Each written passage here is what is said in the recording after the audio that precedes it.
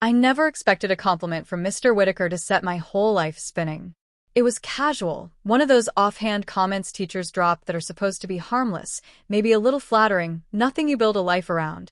But I tucked his words into my ribcage like a secret, and it grew teeth. My name is Mateo. I'm 21, finishing my degree in comparative literature, and I work part-time at the campus theater doing lights and stagehand work.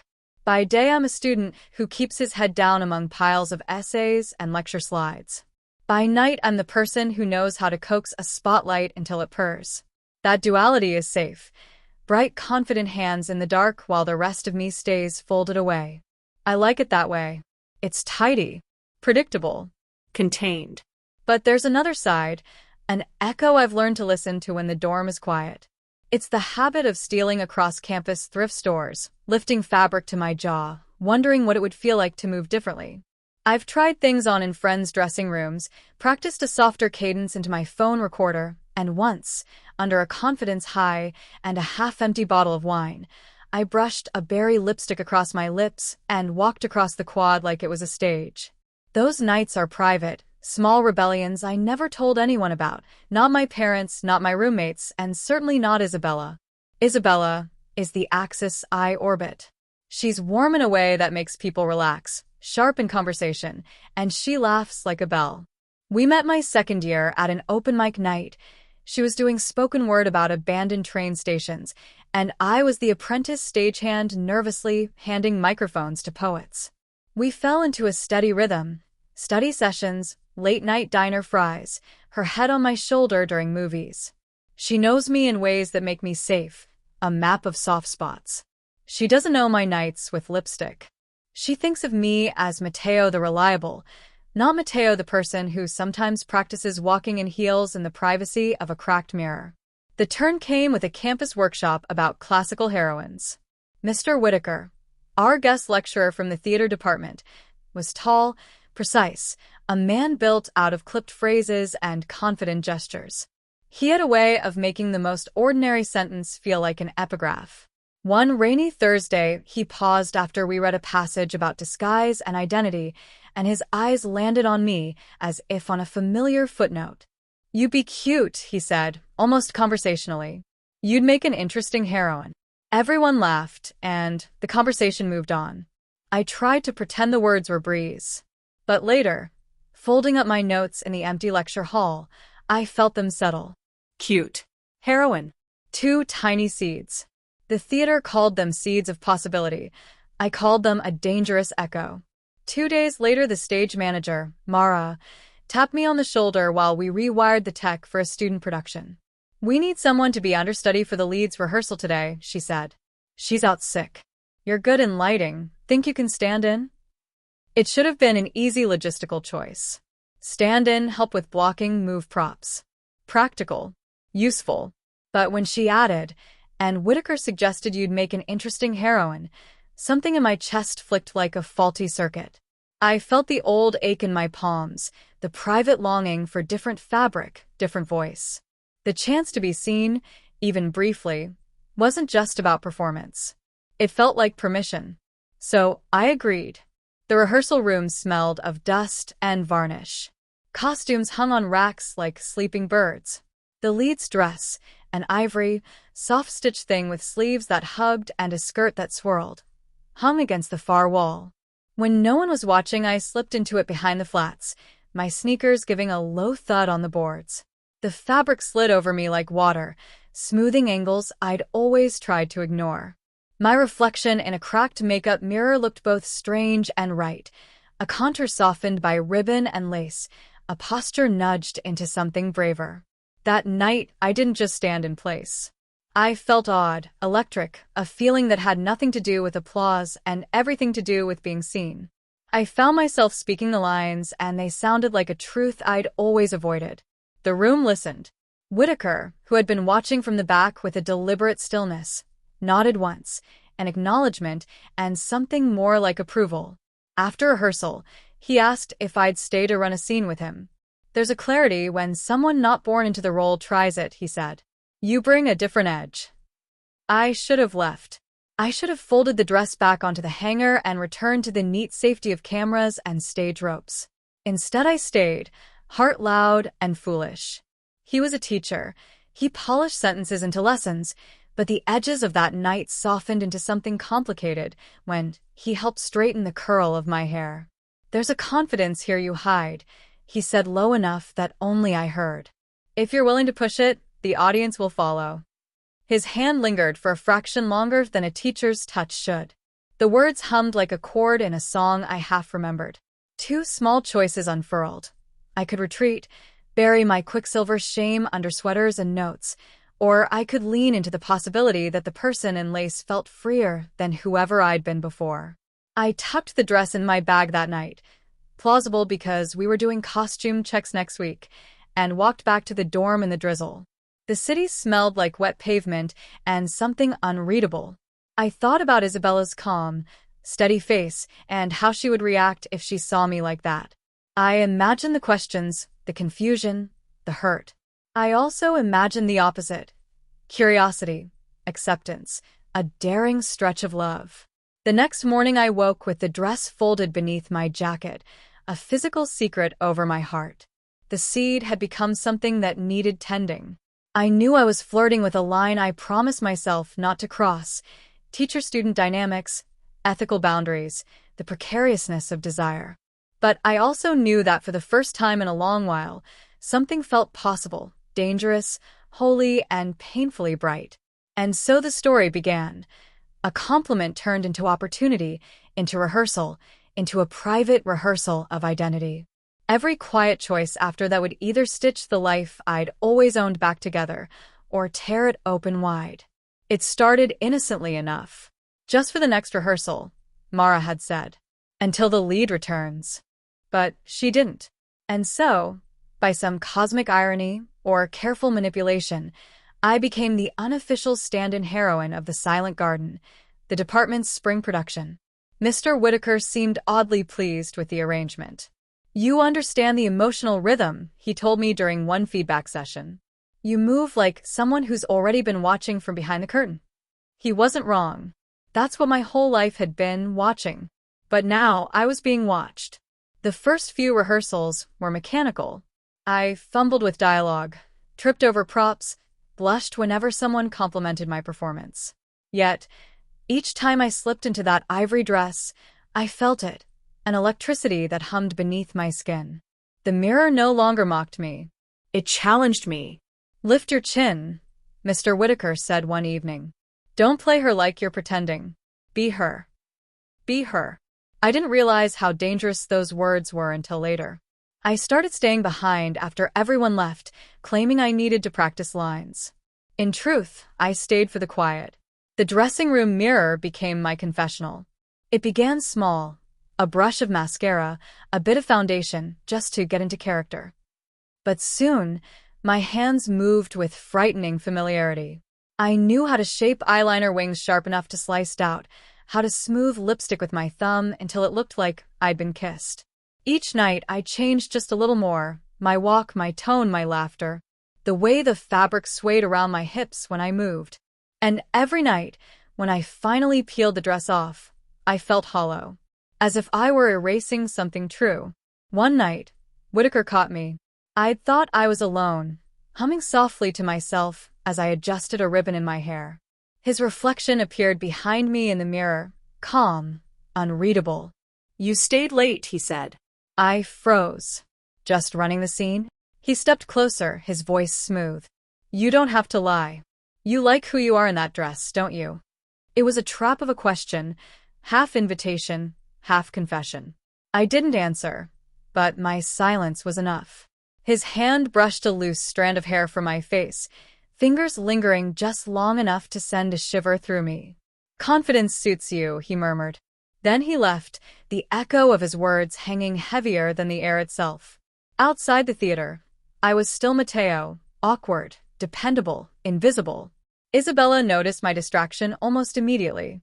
"Are you okay?" she asked one evening, curling up beside me on the couch. I nodded, eyes glued to the muted television. "Just rehearsals." "Whitaker's intense." She smiled. "He's lucky to have you." You're so focused lately. If she noticed the faint shimmer of foundation on my skin, or the faint sweet scent that clung to my clothes, she didn't say anything. But I knew I was slipping. Rehearsals stretched late into the night. Whitaker's compliments grew bolder, more intimate. He started referring to me not as Mateo, but as her. The heroine's name was Leora. Soon, everyone was calling me that in rehearsal. At first, it was just acting. Then, it became habit. Then, it became something else entirely. A week before the midterm showcase, Whitaker called me into his office. His tone was professional, but his eyes said something else entirely. "I want to push you further," he said. "The department needs someone to perform at the Community Theater Gala next month. The theme is transformation. You'd be perfect." I hesitated. "You want me to perform as Leora?" He smiled. "Exactly. Full costume. You'll captivate them." I laughed nervously. "Whitaker, I don't even know if that's appropriate." "Mateo," he interrupted softly. "You're appropriate. You're authentic. That's what scares you." The silence after that felt dangerous. I agreed. That night, I told Isabella I'd be working late for the next few weeks. She kissed my forehead and told me not to overwork myself. I almost confessed everything right then. The rehearsals, the dress, the fact that her boyfriend was slowly becoming someone else under stage lights. But the words choked in my throat. The transformation accelerated. I ordered my own wig online, telling myself it was for the role. I learned how to contour, how to move like a heroine should, graceful, assured, luminous. Whitaker began coaching me privately. Sometimes, the rehearsals blurred into something almost intimate, the way he'd adjust my posture, fingers grazing my shoulders. "Every great heroine suffers before she shines," he'd say. "You need to let her in fully, Mateo." But that's the thing about letting someone or something in. You can't always control how far they go. By the time of the showcase, I hardly recognized myself. The students applauded, genuinely moved. Some whispered about how convincing I was. I caught Whitaker watching me, with quiet satisfaction. After the performance, he handed me a bouquet. "Leora," he said softly, "you were breathtaking." He didn't use my real name once. The first crack appeared the next morning. Isabella found a makeup wipe in my backpack. "What's this?" she asked casually, holding it up. I froze. "Stage stuff. We use makeup for lighting tests." She raised an eyebrow. "Since when do you wear makeup?" Her tone wasn't accusing, but it carried an undercurrent I couldn't ignore. Later, she texted me. "You've been different lately. Distant. Just tell me if something's going on." I typed and deleted my response a dozen times. Finally, I sent. "Just tired. Big project. Love you." I hated how easy lying had become. 2 nights before the gala, Whitaker asked me to stay late again. "We'll do a full dress run," he said. "Make it real." When I arrived, the theater was empty except for a single spotlight burning center stage. The ivory dress hung waiting, freshly pressed. My reflection in the mirror looked almost calm as I zipped it up. Whitaker watched quietly, arms folded. "Breathe," he said. "She's in you now. Don't fight it." We ran the scene again and again until my voice trembled from exhaustion. Somewhere between the lines, he stepped closer, too close. "You don't need to hide anymore," he whispered. "I'm not hiding," I lied. His smile was thin. "Then why do you look so scared?" I didn't answer. Because the truth was, I wasn't scared of him. I was scared of how right it felt. Back home, Isabella was waiting on the couch. Her eyes were red. "I saw your rehearsal video," she said quietly. My stomach dropped. "What video?" "Someone from the theater posted it on the department page. You were beautiful." Her voice broke slightly. "But you didn't tell me." "I was going to." "When?" "After the whole world saw you first." The argument spiraled.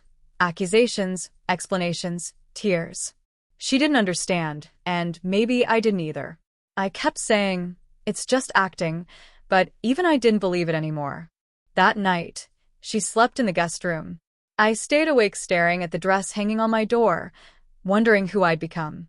The next evening, the theater glowed under golden lights. Cameras flashed, people murmured, and somewhere in that chaos stood Isabella, uninvited but watching. Whitaker introduced me as Leora. The applause was thunderous, intoxicating. Under the lights, I felt untouchable. Every step, every word felt like destiny. But then, in the middle of my final monologue, my gaze caught Isabella's in the crowd. Her eyes shimmered, not with pride, but heartbreak. My voice faltered. For a heartbeat, I didn't know who I was, Matteo pretending to be Leora, or Leora pretending to be Matteo. Whitaker's voice echoed from backstage. Stay in character. So I did. And that choice would change everything. The night that everything came crashing down started like any other. Isabella was out with friends, and I told myself, just one more time. One last transformation before I put it all away for good. I wanted closure. Or maybe deep down I didn't. I stood in front of the mirror, the soft hum of my desk lamp casting a warm glow over the room. My reflection looked back at me, halfway between the person I was and the person I was becoming. I took a deep breath and started the ritual that had quietly taken over my life. Foundation, powder, eyeliner, each step steadier than the last. The face that looked back wasn't him anymore, it was her. The teacher's words echoed again. You look cute. And for the first time, I believed it. I slipped into a pale pink dress I'd bought secretly the week before. The fabric shimmered in the light, hugging my body perfectly. My legs trembled slightly as I stepped into a pair of heels, their sound clicking softly against the wooden floor. When I put on the wig, long, dark, and wavy, something in me shifted. I didn't just look different. I felt different. More confident. More alive. Then, for reasons I couldn't explain, I picked up my phone. I wanted to capture the version of me I could never show the world. I posed, smiled, snapped a picture, then another. But in my nervous excitement, I didn't realize what I'd done. I sent the photo to the wrong person. I froze when the phone buzzed. Sent to Isabella, no. I whispered, frantically tapping the screen. But it was too late. The little gray checkmark turned blue. Seen. My breath caught. My entire body went cold. Within seconds, her typing bubble appeared. Then vanished. Then appeared again. Finally, a message. Who is this? I wanted to throw up. My fingers hovered over the screen, but I couldn't type a word. The walls felt like they were closing in. Then the sound of a car outside. Tires crunching gravel. The slam of a door. She was home. I ran to the mirror, tearing at the wig, my hands trembling too much to grip it properly. I scrubbed the makeup from my face with shaking fingers, leaving red streaks across my cheeks. My heart was pounding so hard it hurt. The front door creaked open. Ethan? Her voice echoed down the hallway. Calm. Too calm. I froze. Footsteps. Slow. Controlled. Each one closer than the last. The doorknob turned. Wait, I said, but the word barely escaped my mouth before the door opened. She stood there, Isabella, her eyes darting from me to the wig on the floor, the smeared lipstick, the half-zipped dress.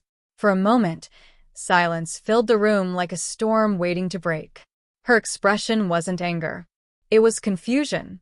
And then something else hurt. Ethan, she whispered. What is this? I didn't know what to say. The truth sounded too absurd. It's not what it looks like. Her eyes flashed. Really? Because it looks like you've been hiding something from me. I opened my mouth, but no words came out. My throat felt like it had closed up. She stepped closer, picked up the wig, and held it in her hand. This isn't just some prank, is it? Tears burned behind my eyes. I don't know. You just what? She demanded. Pretended to be someone else? Lied to me. Her voice cracked at the end, and it broke something inside me. I finally looked at her and said, it started as a joke. My teacher said I'd look cute, and I just wanted to see. But then it felt different. I didn't mean to hide it from you. She stood there, silent for what felt like hours. Then she laughed. Softly. Bitterly. So that's it. You're living some secret life behind my back. Her voice trembled, but before I could answer, her phone buzzed. She looked down and froze. The screen glowed with a new message. From Miss Hartman. Isabella's expression shifted from anger to shock. Why is she texting you? My heart stopped. She opened the message and read it aloud, her voice breaking with disbelief. You looked beautiful in class today. I didn't think you'd actually try it. MH. The air in the room went silent. My mind reeled. I didn't even know how Miss Hartman had gotten my number. I never told her. How long had she been watching me? Isabella looked up, her eyes filled with something I couldn't name. Fear, betrayal, and something darker. What have you gotten yourself into, Ethan? She whispered. Before I could respond, the phone buzzed again. Another message. Meet me at the school tonight.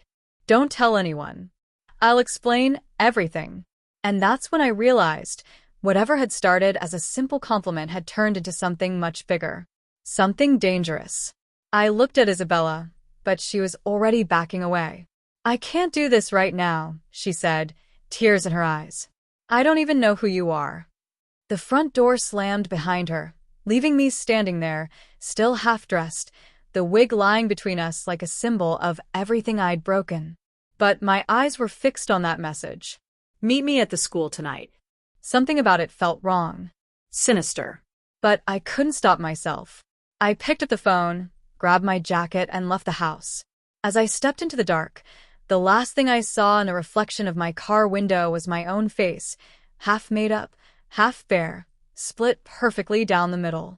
And for the first time, I didn't know which side was real. The night air felt heavier than usual, damp, electric, alive with the kind of tension that makes you question if you should have stayed home. But I couldn't. Not after that message. The empty streets led me to the school, the same one where everything had started. The place looked strange under the moonlight, shadows spilling across the courtyard like ink. Every step echoed too loudly. The front gate was unlocked. That was the first bad sign. The second was that the lights were on inside Miss Hartman's classroom. I hesitated, fingers gripping the cold metal of the gate. My reflection flickered in the glass door, smudged makeup, hair messy from running, eyes wide and uncertain. Half Ethan, half the person I was becoming. I pushed the door open. Miss Hartman. I called softly. No answer. Then I saw it, a dress hanging on the blackboard. My dress. The same one from earlier. Washed. Pressed. Perfectly displayed like it was part of some twisted exhibit. My heart dropped. On the desk was a note. Handwritten. Elegant cursive. You always looked like you belonged here, Ethan. Or should I say, Evelyn? I froze. Evelyn. That name. She had called me that once, jokingly, when I'd helped with a school play months ago. Now it felt like a command. The classroom lights flickered. I turned around and saw her. Miss Hartman stood by the doorway, her expression unreadable. You came, she said, her voice soft but sharp enough to make my stomach twist. What is this? I asked, stepping back. Why did you send me that message? Why do you have my dress? She smiled faintly. Because you were never supposed to stop. What? You think I didn't notice? She continued. The way you looked when you tried on that costume? The way your voice softened, your posture changed? You were meant for this. This isn't funny, I snapped. You shouldn't even be. She stepped closer, cutting me off. Her eyes glinted under the dim light. Do you really think Isabella understood you? That she ever would? You're scared because deep down you know I'm right. I swallowed hard. You don't know anything about me. Oh, but I do, she whispered, reaching for the dress on the blackboard. You're terrified of who you are. But I can fix that. Before I could move, she pressed the dress into my hands. The fabric was cold, unnervingly clean. Put it on, she said. I'm not doing this. Her voice dropped an octave, firm and commanding. Put it on.